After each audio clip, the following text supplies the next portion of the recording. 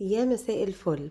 حرفيا بصور لكم الفيديو ده وانا تعبانه جدا، حتى وانا بعمل الفويس اوفر برضو وانا تعبانه، بس قلت لازم انزل لكم الوصفه دي، فعلا منجزه وسريعه وخطيره. وانا دخلت المطبخ وانا تعبانه وكانت درجه حرارتي عاليه، بس من سهولتها ما خدتش معايا وقت خالص ولا وقفت كتير في المطبخ، وطلعت سريعه جدا وطعمها خطير. تعالوا اقول لكم كل المكونات، بس ما تنسوش لايك وشير وكومنت علشان اعرف رايك.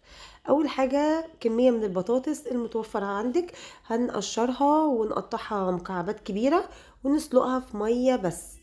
تمام، هتحطيها في ميه بس من غير ملح ومن غير اي حاجه. اول ما تلاقيها كده خلاص ابتدت تغلي وحطيتي الشوكة فيها لقيتيها استوت تماما، خلاص بتصفيها من المية.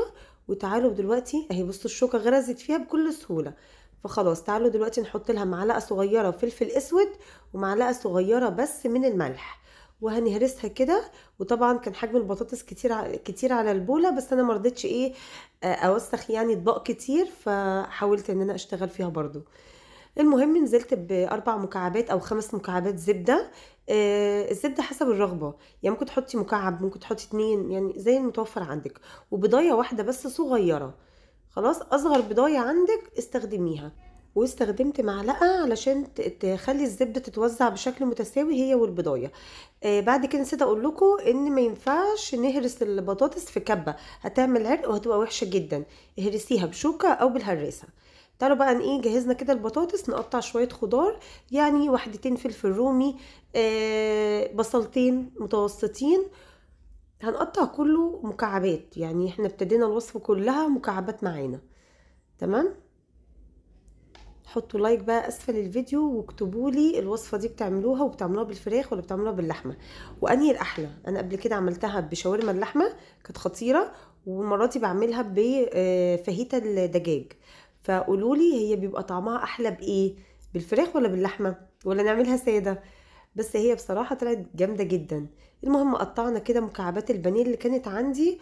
واعذروني انا كنت منعكشه شويه في الفيديو ومكسله خالص ان انا حتى الم شعري، بس ما علينا، يعني قلت ان انا داخله اعمل اكل واروح تاني ارجع انام في السرير. المهم قطعت القطع الفراخ مكعبات، وهنبدا بقى ايه نشوح البصلتين اللي انا قطعتهم مكعبات دول لحد ما يصفروا على نار عاليه في معلقه سمنه ومعلقه زيت. شوحتهم كويس. بعد كده هنزل بمكعبات الدجاج، هتاخد صدمه وتتشوح وتاخد من طعم البصل اللي انا كرملته او صفرته ده شويه. اول ما مكعبات الفراخ تبقى كلها بيضة تغير لونها، هنزل على طول بفلفل، مكعبات الفلفل الرومي اللي احنا قطعناها. التوابل اللي انا حطيتها ملح فلفل بهارات دجاج بس، حطيتش حاجة تاني لاني مش عايزة تبقى الوصفة مليانة توابل.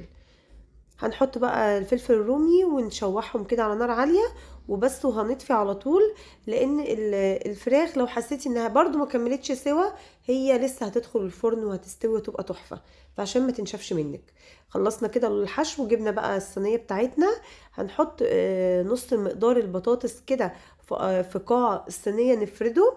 وطبعا عشان احنا حاطين فيها زبدة وبيض، فعايزة اقول لكم انها بتتفرد معاكي بكل سهولة، احسن ما انت تخليها بوريه بطاطس بس من غير ماده دهنيه.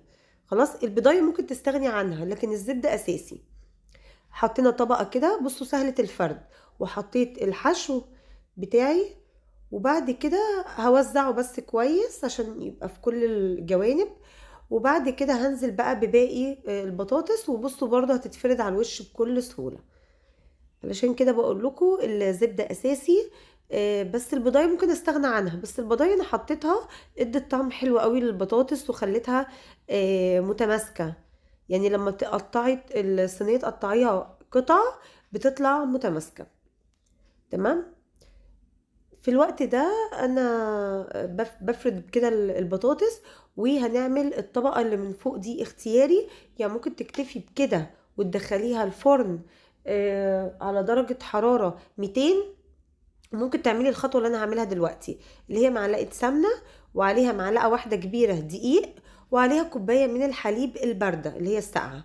خلاص، يبقى كوبايه حليب ومعلقه دقيق، بس بشوح الدقيق الاول عشان اشم ريحته كده ويبقى البشاميل كده حلو.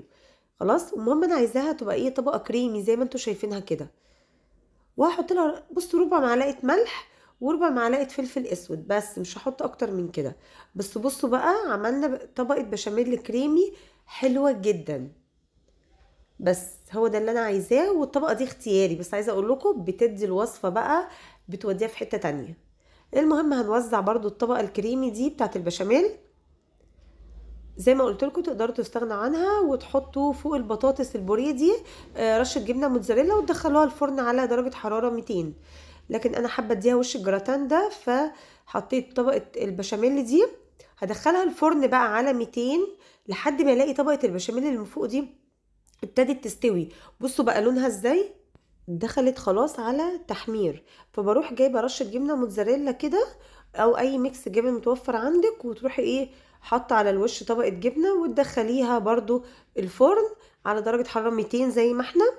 وبعد كده تقدري تشغلي الشوايه اخر دقيقه تاخد لون الجراتان الاحمر البسيط او الذهبي البسيط وتطلعيها على طول. يعني بصوا انا شغلت الشوايه حاجه بسيطه خالص، بعد ما الجبنه ساحت، الجبنه الموتزاريلا ابتدت تسيح، رحت مشغله الشوايه تاخد ايه لون التحمير ده. خلاص وبس، وطلع معايا طاجن عايزه اقول لكم خطير خطير خطير، واتنسف وقعدوا يقولوا لي انت تعبانه وقمتي عملتي الاكل ده، بجد جميله. جربوا الوصفه بقى واكتبوا لي في الكومنتات بتحبوا طعمها بايه، باللحمه اكتر، بشاورما اللحمه اكتر، ولا بالفراخ او باللحمه المفرومه، يعني بتعملوها ازاي. وما تنسوش كمان لايك وكومنت اعرف رايكم، وشير مع اصحابكم.